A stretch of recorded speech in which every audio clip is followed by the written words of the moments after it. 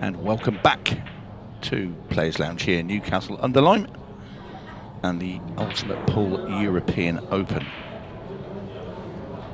Luke Gilbert versus Brian Halcrow. Up next in this race to 6, group match of course. The buzzer at the table.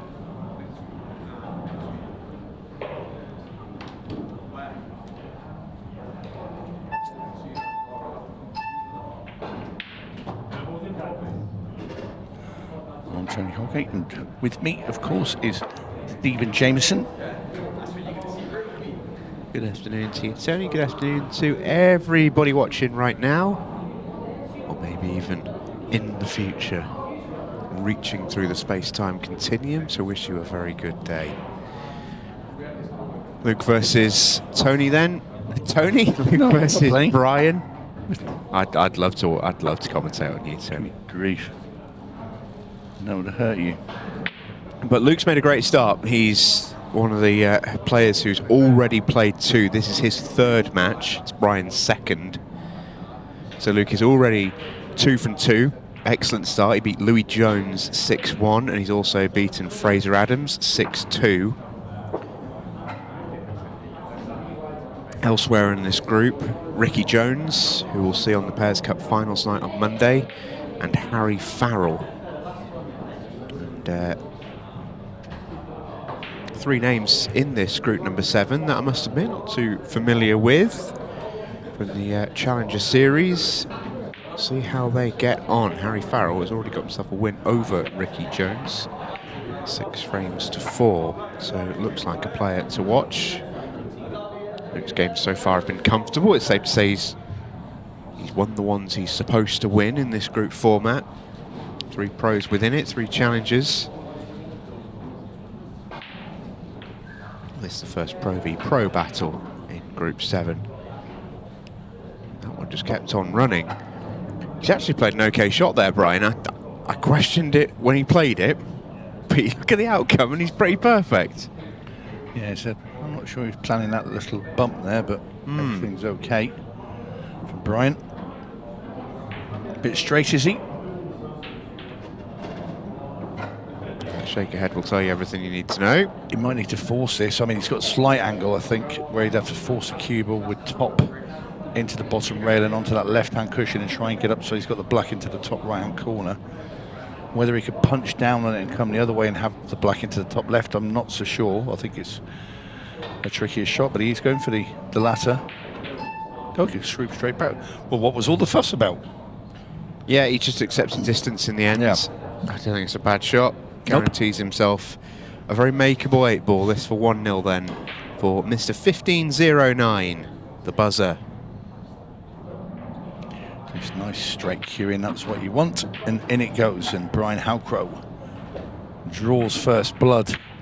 A big fan of a player properly pumping in an 8 ball like that, especially on a long straight shot.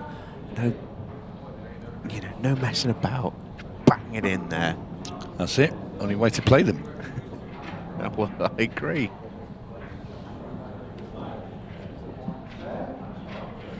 Referee Dean Winter is racking the balls. We'll have a look at Luke, and unmoved by all that's happened before him in that opening frame. Yeah, he'll be pretty pleased. Yeah, he's 2 out of 2. Okay, 1-0 down. We'll have a little yawn. Light work.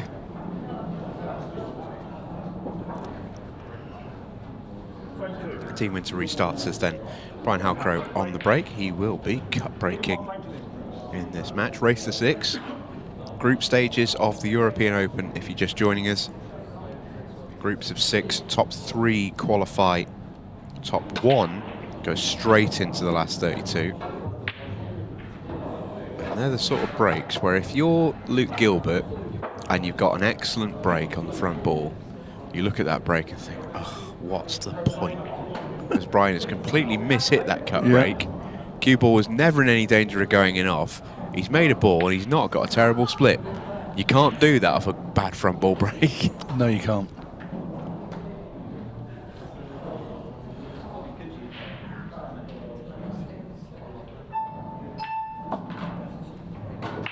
Decent chance on reds as well. They all have a home. The two in the triangle area just need taking independently of the other. Top one goes left middle. It all just works. As you say, to have this kind of a leave after that bad of a miss it on the break. No justice. Yeah. Especially when you factor in what we just saw with what happened to Liam White in the last match when he hit a couple of absolute rockets for no reward in and of.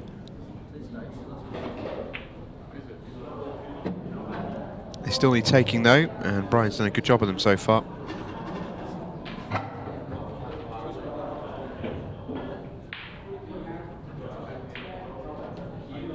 Fastest man in all of 8-ball pool. That is mathematically and statistically correct. Brian with the world's quickest professional 6-red shootout time at 15.09 seconds. It's still not been beaten. It will take some stopping that. And if you go close, and a few 16s at this stage. No one's hit the 15 mark yet, and they need to go close to the 14 mark. I think you almost need to pot a couple in the same shot. Well, that's what Brian did off his break, wasn't it? Made 2 off the break in that infamous 6-red.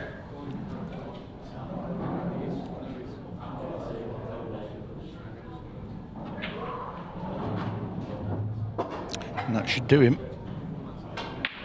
Cut into the middle for me. He's worked these out really nicely, Brian. Was slightly off angle on that last shot, but judged the cannon on the yellow beautifully. This for 2-0 and a perfect start. And in it goes. The buzzer is 2-0 in front of Luke Gilbert. Who's not had a shot? Who's not had a shot, apart from a break. But he's not had his hand on the table. There's another yawn. He's tired. Those 2 wins earlier in the day have taken a lot out of the young man.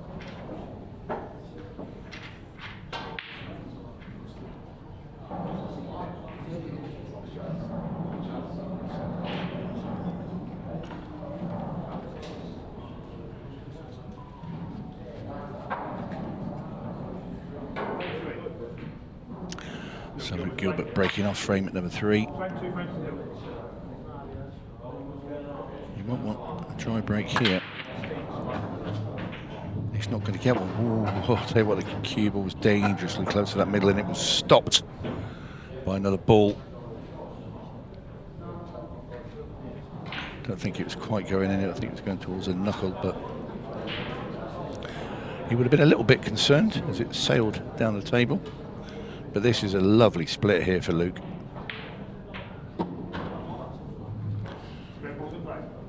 I think we'll see these polished off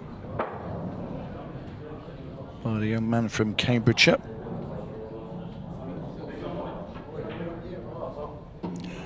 Well, that one thought about it.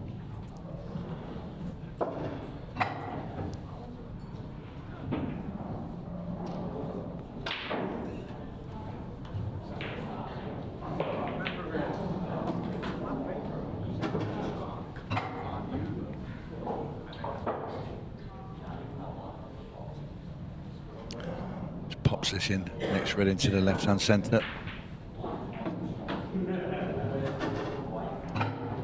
Black available wherever Luke Gilbert chooses to pot it.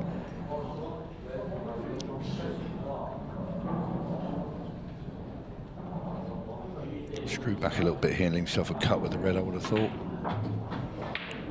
That way you take the yellows out of play. Now you see him mopping, brushing the table a little bit. That's the way he wants to put the cue ball. He's sort of where he is now, but a little bit closer.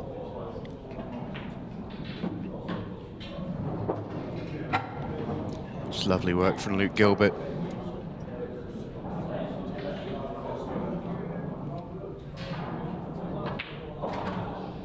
Lovely work from Lightning Luke, who's not exactly had it's not like he's had a fallow year, but are you a little surprised that he's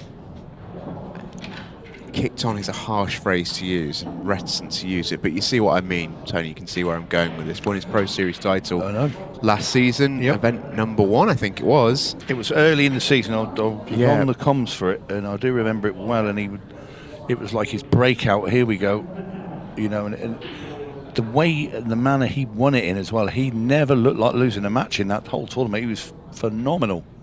So then you're expecting to be deep and contesting everything that's coming, you know, down the line, and then it just got a bit flat. Did a flat season, and he's a tremendous player. Best result this year, I believe, is a quarter-final in the last Pro Series event, and just the one quarter-final as well, which for a player as good as Luke, you know, it feels surprising. Quarter-final in event number 8. That was as far as he got, where he was beaten by Jaden Billingham 8-6. And in Jaden's words earlier, Jaden got a fair bit of run. That's a proper break, Brian. Tap of the knee from Luke to acknowledge it. But I think it's probably a good example that sometimes you can just go through patches where it's not quite happening for you. And I know Luke's been very, very busy off the table. He's part of a new pool club venture, which is really cool in Northamptonshire. Looks like a great spot. And maybe that's given him the bug to hit the table a little bit in the past couple of months. I'm not sure. Maybe get a word with him at some point this weekend. But too good a player to be having just a solitary quarter-final in all the events that he's played this year. Far too good. Yeah, he's, like I said, he's a tremendous player. I enjoy watching him play. I'm sure many others do as well. At the minute, he's been forced to watch Brian Halcrow play. Brian shared the Lions' share of the table time so far. First 2 frames faultless. Great break in frame number 4, for as much hammer as I gave him for his last one in frame 2. That was a much better hit, and looks in good shape here, does our Brian.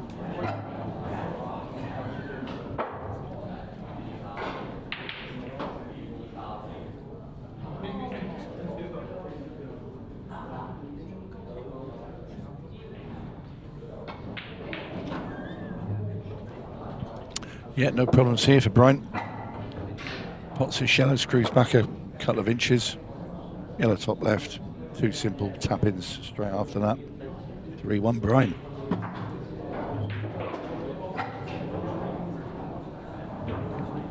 Yeah, and these two share something in common now. Both been club owners. Brian's buzzers up in... Yeah, he's had that a while. Up in the northeast. Yeah, up in South Shields, I believe. Beautiful part of the world. It is indeed. Brian's going to go 3-1 in front. A very, very good start to this match from the buzzer. Faultless pull so far. 4 frames of perfect stuff from these two.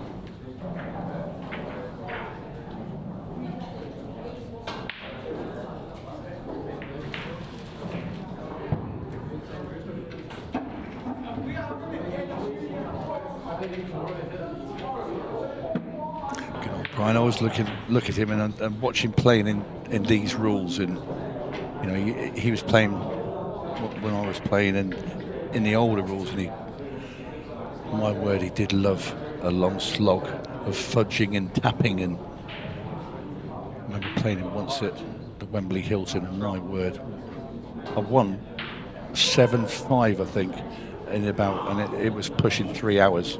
Oh. In a right slog. You won, but at what cost? Yeah. Well, my 7 frames took 20 odd minutes. His 5 took all. Yeah, we've had a good few battles with him. He was a dogged character to play in the old rules. Yeah, I know, but it makes me wonder, Tony, and you know, how's that dry? Wow. Well, I'll tell you this now. When I first came to Ultimate Pool, it was 3 years ago, whatever, maybe a little bit more, and I saw Brian was playing, I thought, how on earth is Brian playing these rules? But I'll tell you what, you've got to give it to him. He's adapted and changed his game. He's had to change his he game can pot as well as anybody. And he's finishing. He would never set out to play this game ever. Yeah. You hate it when somebody busts the pack open and my game is almost if it's not allowed. But it's great to see it. Yeah, he's definitely had to adapt. There's no question. I got to ask though, it's a point of just pure morbid curiosity to see Brian take on these yellows. But how on earth did the tournament directors of yore, back in sort of the 70s, the 80s, the 90s, etc., how on earth did they ever schedule a tournament? It must have been murder. Well, when we had the World Championships and the other tournaments on Sky... the reason why I say this, Brian wasn't unique. There was a lot of players who would play that way in those rule sets. There's so many matches where, and it was filmed as live, that ended up with... You see a start of a frame, because if it's like the World Final, you see a start of the frame, and then it will cut away and come back, and it's midway through frame 7, so you've cut away from a load of garbage tapping about that's gone on for 45 minutes and then come back to the end of the... Oh, it's awful. It really was. Imagine having to sit there through the entire match. Myself, 𝗏𝗏 and one or two others. Yeah, it was not like this. I mean, this is great. You've got match clocks. Nobody thought of that back then. No, and it's actually... In a way, it's refreshing, sort of group stages here, the TV table, no match clock. But but going to a broader question, where did fudging come from? About, let's look at a game and let's turn it into this version of chess. I mean, you could almost see fudges when you were growing up at school. There'd be lone people that nobody would talk to in the playground, just wandering around kicking a sort of punching football about on their own. Yeah, pulling the wings off flies. Yeah. You could always tell the type. Of course, that's not true. But I think... But where did it come from in the game? You can go back to Maltese Joe Barbara, and that's how he played the game. I remember his term. I actually was at a tournament just before he left the game. I was very young at the time, and I just remember he played a shot and sort of cue ball gelled to about 3 balls and just turned around and looked at his opponent and went, super glue. That's all he said and walked back to his... And there's no shot. I mean... Well, speaking of super glue, Brian's welded himself this 8-ball. I think he's still on the lefter of the 2 yellows. I don't think you can see the one on the right. Could be wrong. No, he could, but he had to play it with a lot of right-hand side, I think, to push it away. And he's got it wrong. Yeah, it wasn't on that nice. So the first mistake of the whole match there comes from Brian Halcrow. I think, to answer your question, your unserious question seriously, which I respect is a completely boring way to do things. Yes. But I think it's an interesting point, is, you're always governed by the rules of the game or the sport that you're playing, and things will be in vogue and things won't be in vogue. There's always certain ways. It's a 2 shots thing. That's where it's come, because I need to have 2 shots, else I can't clear the table, which is, that's gone. Yeah, and thankfully, it also.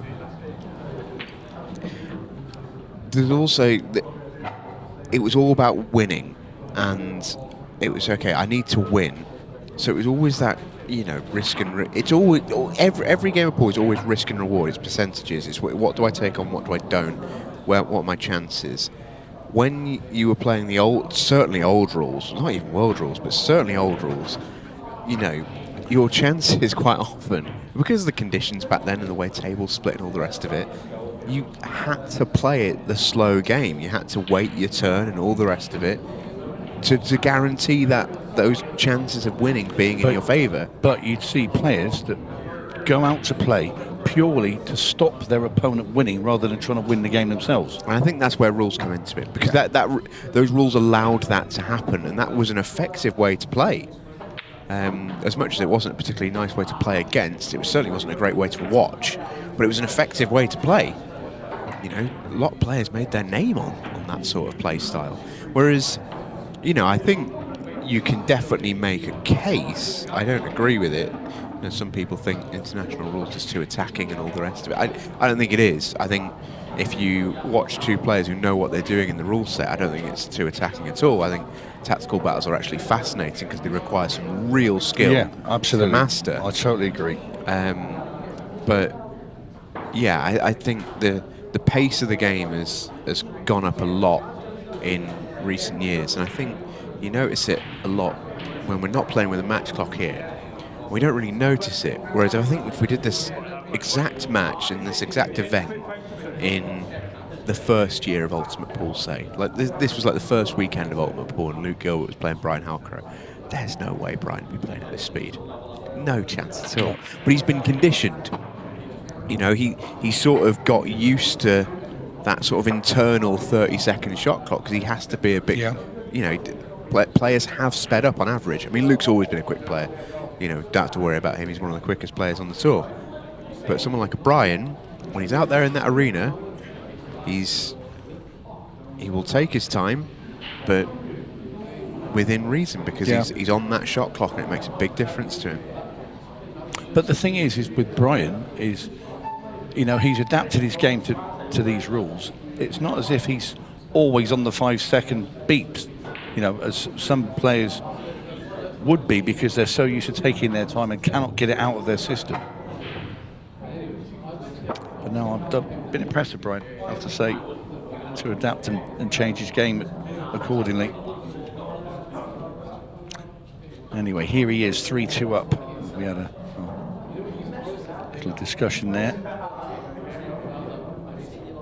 Yeah, Luke polished off the mistake from Brian Halcrow really well. But Brian in first again. It's a nicely played shot. Yeah, you can just pop a little cut into the middle here with this red, send the cue ball up into the top of the table. And that'll do him nicely. He can then maneuver between those four reds and the black ball with no yellows blocking anywhere. It looks a bit thin, this, but actually the line of the cue ball is a really, really good one for him. There's no traffic in the way. It gets him exactly where he wants to be. He's perfect. He's got a choice. I mean, it's hard to call which way he'll go around these because there's probably about 4 different routes he can take. It all that would not be wrong, just how he feels about each pot. So he's taking the one into the centre. Didn't want that nudge, but he's okay. Which means he's got to screw back now past the ready. Tried to push that more so he'd leave it straight into the middle rather than slide off it. Yeah, it just comes up here, just root back. Brian will say thank you very much for that one. Needs to go 4-2 up against Gilbert.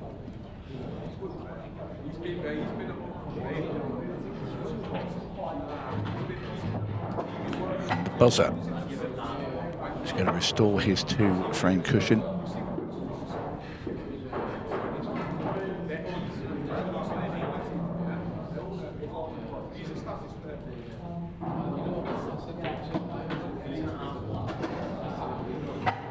That's a bad shot. I think he's just okay. He's all right, but I don't know why he didn't slide come back round and have the black in the corner. I mean, he had an acre to play in there. The reason why I say it's a bad shot.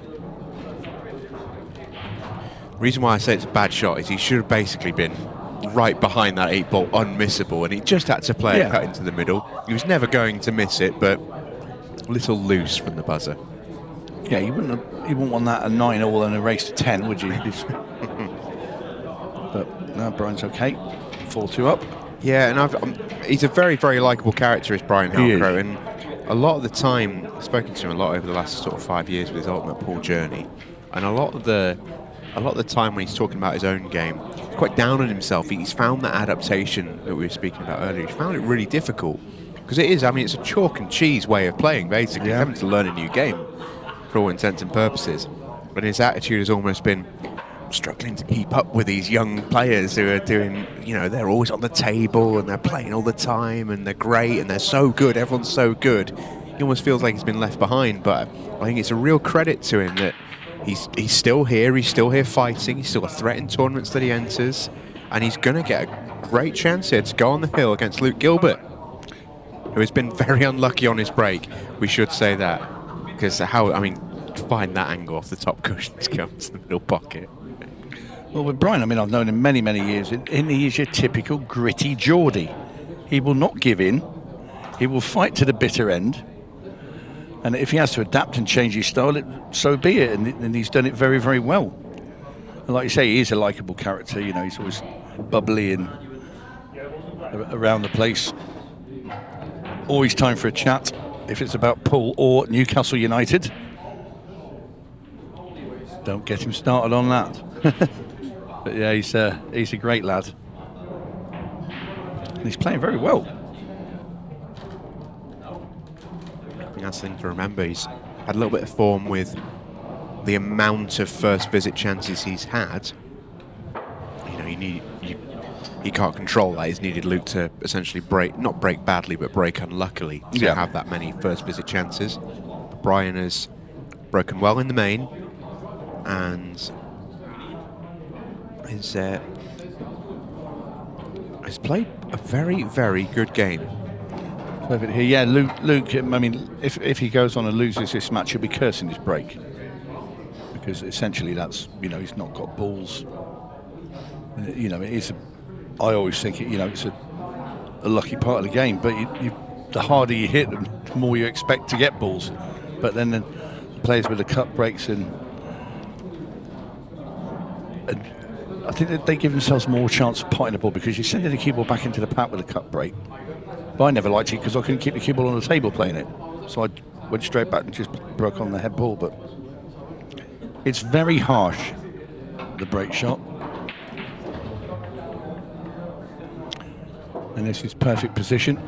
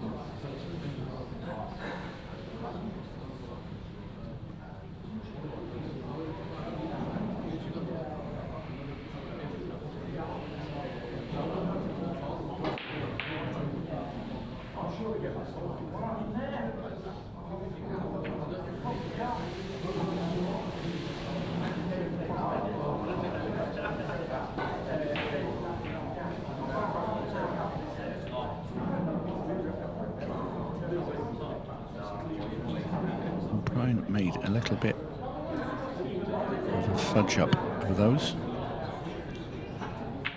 And now Luke has been given a lifeline in this match. And I don't think Gilbert is going to be the type of guy to let that go.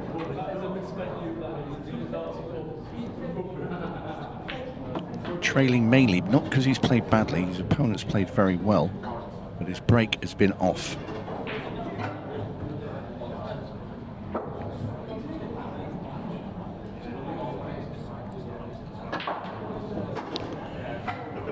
forces that red into the corner. Wanted to come back just a tiny bit further. And that's now made it awkward. As you can see, the line of the cue ball, he knows he's going to be kicking into that yellow ball.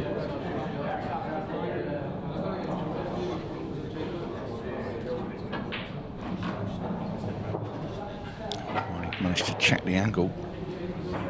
Played that very well indeed.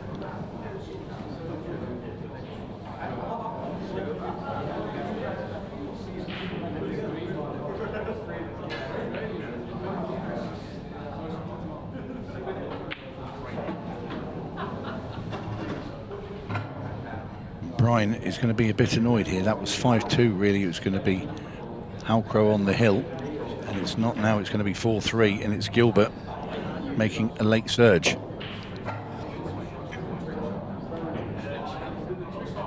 Down goes the black. 4-3, Halcrow leads.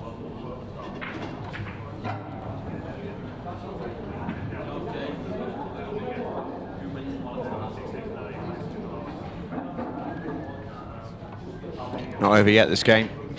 Not over yet. He knows. He knows. That's just, he's literally, Brian Halcrow's just thrown him a bone. So there you go. Because that should have been the buzzer's frame.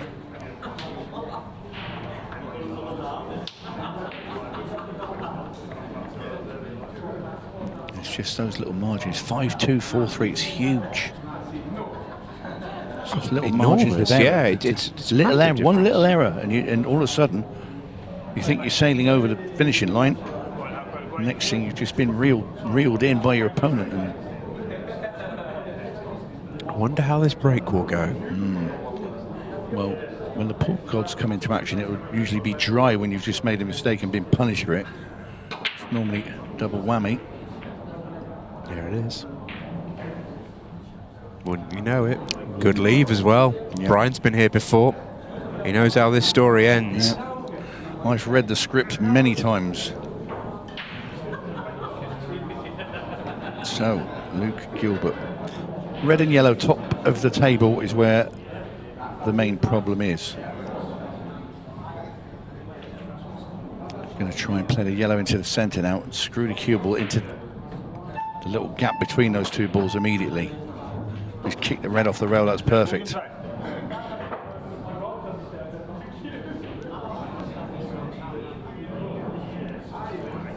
The yellows are there. Bit of work, but they are there.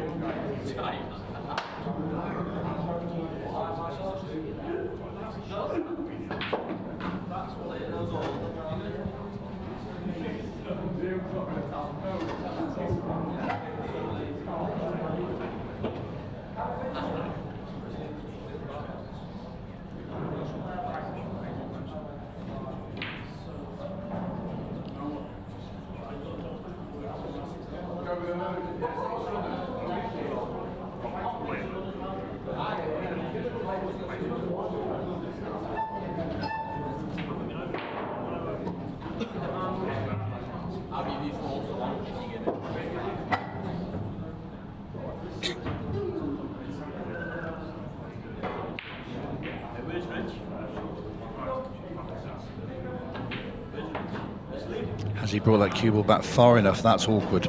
That really is awkward. Well, it's far enough, but it's absolutely rotten, this next shot. Oh, do you like these?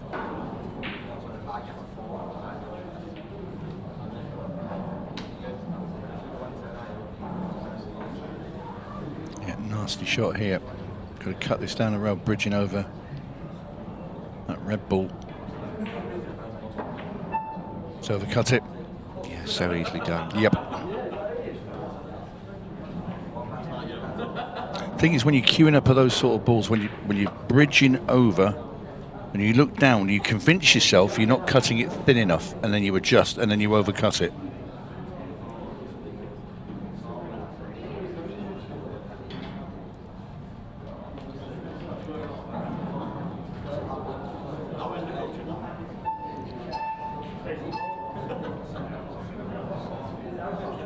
I don't think there's anywhere really to hide here for Brian. He's going to have to go.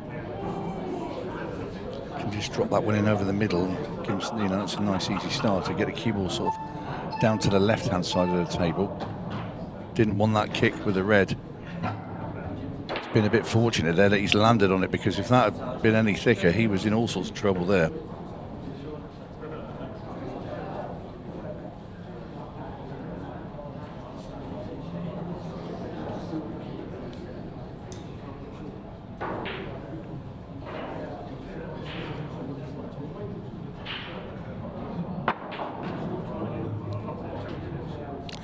That's better.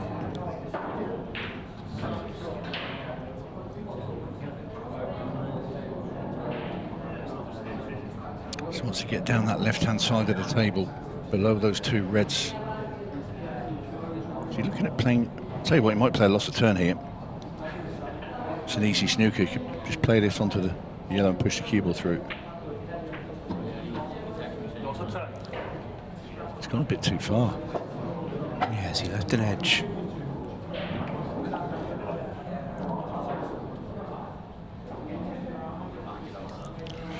I don't know whether he should have gone there, because he did have an angle to get down into that little central bit, just nearly where the cue ball is now, actually. And he could have took those out, and the opportunity arose where he thought, I can just play this. It's going to make the reds far easier and leave him no shot. But he has left him a tough one, but it is half a chance. Oh, brilliant. Oh, he's got it. Brilliant shot. Brilliant pot from Luke Gilbert, and he got a little kiss for his trouble as well. Brian will be wishing he went game now and didn't bother with that loss of turn shot. Yeah, won't you just? Luke Gilbert says, thank you very much, I'll have some of that. Yeah, well, it's a tough one for Brian, that, because he's probably done the right thing percentage-wise. But he objectively didn't do the right thing, because he let Luke in and Luke cleared up.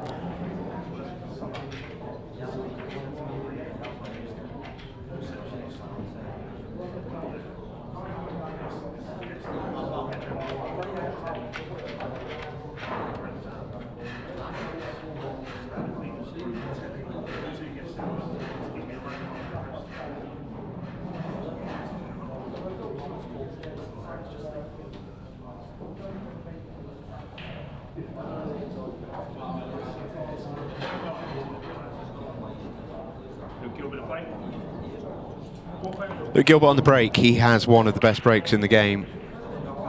You have to imagine that at some point it sorts itself out for him. Actually, one of his worst cue balls that he's had. But then it stays up, and look at the result. Maybe the tide is turning in this group stage match at the European Open. He has a finish too. Calls the extension to figure it out.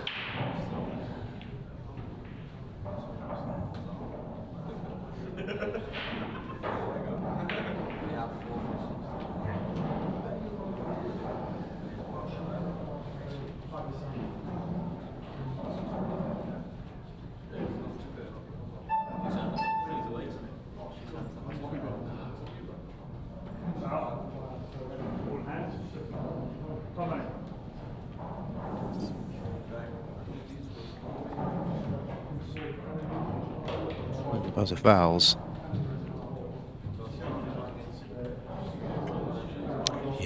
Cue ball in hand now for Luke.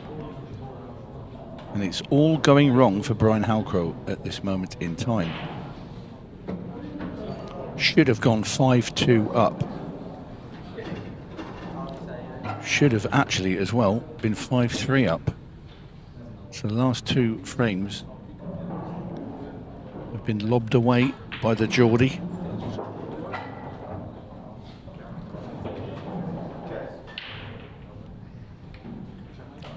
It'll be Luke Gilbert now. Looks like getting on the hill first. Trying to make it 3 out of 3 wins in the group for him. Yeah, a bit of a grimace there from Luke. Don't know why, it looks okay to me. Yeah, I think he just had a little grimace at the wobble into the pocket, but he needed to play it there to get the cue ball where it was. Obviously playing on the thick side. Seems okay. Well, he must have come a bit too far, because I'm sure he would play the yellow that's on the rail next. Oh, great shot. Yeah, because he would have played that yellow that he's on now. That would have been his second to last one, and just roll the one in the middle and the black 𝗔𝗆 in the corner. He just had to come around the angles, but he's in fabulous position once again now, and it's black into the centre to put Luke Gilbert on the hill.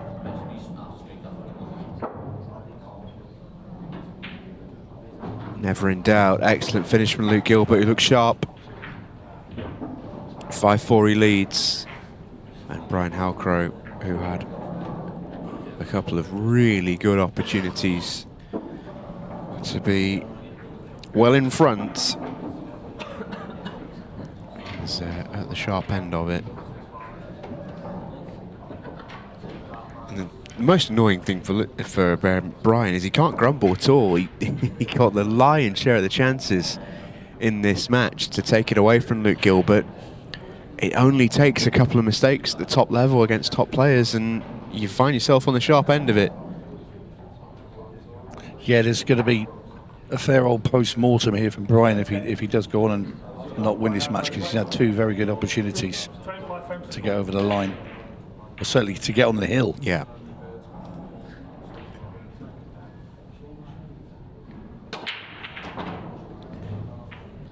Very good break. We may go hill-hill here. First time on the TV table this weekend. We've seen plenty, of course, around the tables. Loads of matches happening.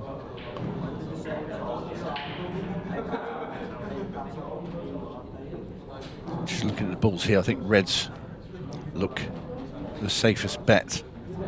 Purely because of the red and yellow top right. I don't think the yellow goes past that red. Red goes, though. And then you've got the red and the yellow near the black spot.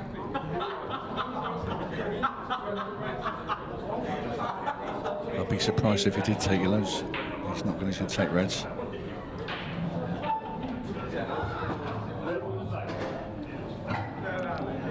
Now, does he have to drop this into the corner and then play the other one back into the centre?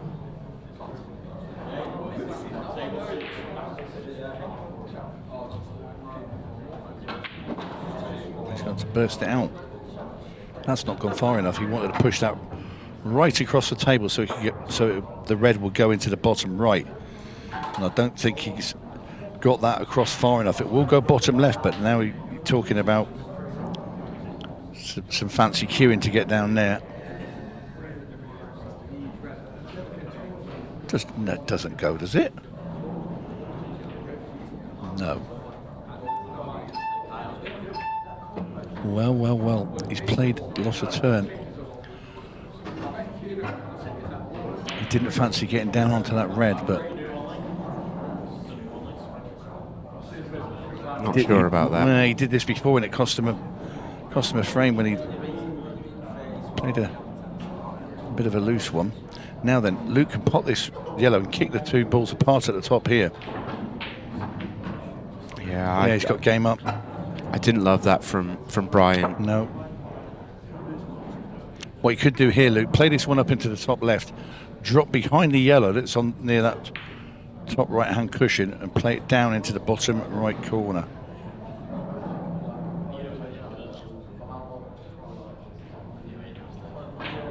And just trying to get behind it. That's a dodgy shot to play, but it's come out okay.